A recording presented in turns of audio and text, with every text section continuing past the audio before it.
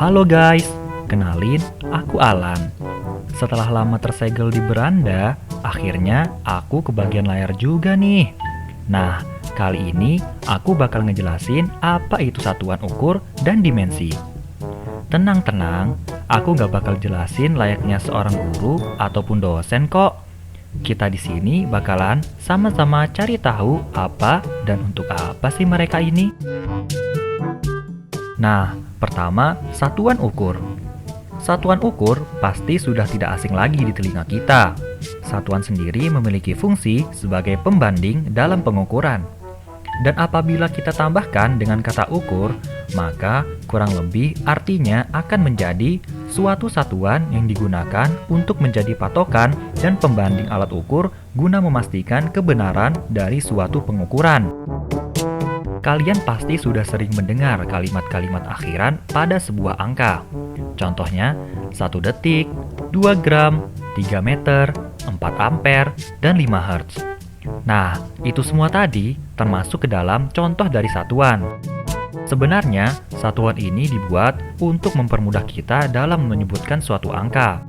Dengan menggunakan satuan, kita akan lebih mudah dalam mengetahui maksud dari suatu angka. Coba pikirin deh, kalau di dunia ini gak ada yang namanya satuan, kita pasti bakal sulit banget untuk berkomunikasi. Masa sih sepenting itu? Nih, aku kasih contoh ya. Coba aja kamu ngobrol sama temanmu tentang jarak benda yang ada di dekat kamu. Kemudian, bandingkan dengan berat benda itu sendiri tanpa melibatkan akhiran satuan. Dijamin 100% kalian auto sulit buat bedainnya.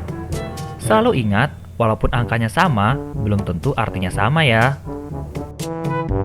Dalam perhitungannya sendiri, kita tidak boleh asal-asalan dalam membaca suatu nilai loh. Ada namanya aturan angka penting. Ini nih yang bakal ngemudahin kita nanti untuk membaca dan membulatkan suatu bilangan. Dari namanya, kalian pasti langsung paham apa maksudnya dari angka penting. Yap, pintar. Artinya angka yang penting. 100 buat kalian deh. Nah, ada 5 syarat dalam menentukan angka penting. Yang pertama, angka penting hanya terdiri dari angka 1 sampai dengan 9 saja ya guys. Untuk angka 0 sendiri, dia masuk ke syarat yang kedua nih. Angka 0 yang berada di belakang angka bukan 0 tadi tidak dianggap sebagai angka penting. Sebaliknya, bila angka 0 ini berada di antara dua angka bukan 0, maka barulah ia akan termasuk sebagai angka penting. Inilah syarat ketiganya. Namun, bila angka 0 ini kebablasan hingga posisinya berada di depan angka bukan 0, maka gelar angka pentingnya akan dicabut. Jika dia berada di belakang tanda desimal dan di depannya ada angka yang bukan 0, ia akan menjadi angka penting kembali. Yang ini adalah syarat yang terakhir. Udah paham kan sekarang? Karena paham nggak paham, video ini nggak bakal berhenti buat nungguin kalian ngerti doang ya guys. Jadi, kita langsung aja lanjut ke penjelasan selanjutnya ya. Oke, clear kan? Clear dong. Untuk membulatkan suatu angka sendiri, kita hanya perlu memperhatikan angka taksirannya. Lebih atau kurang dari angka 5. Bila angka itu lebih dari 5, otomatis bisa dibulatkan ke atas. Dan bila di bawah angka 5, tentu dibulatkan ke bawah atau bisa dihilangkan ya. Terus, gimana kalau dia pas-pasan di angka 5? Nah, kalau ini, kita cuma perlu merhatiin angka sebelumnya. Bila angka sebelumnya adalah ganjil, maka kita bisa membulatkannya ke atas. Sebaliknya, bila genap, maka angka itu bisa dihilangkan. Ngapain sih kita perlu belajar hal kayak gini? Jawabannya gampang.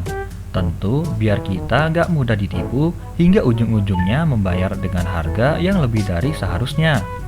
Jadi gitu guys, kalau kalian punya ilmu, jangan cuma disimpan doang. Boleh langsung kalian praktikan di kehidupan sehari-hari ya. Sekarang kita akan membahas dimensi. Kalian sendiri pasti juga sudah sering mendengar kata dimensi ini kan?